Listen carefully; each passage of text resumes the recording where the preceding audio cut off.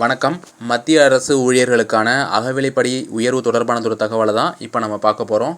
மத்திய அரசு ஊழியர்களுக்கும் மாநில அரசு ஊழியர்களுக்கும் அகவிலைப்படியானது வருடத்திற்கு 2 முறை உயர்த்தி வழங்கப்பட்டு வருகிறது.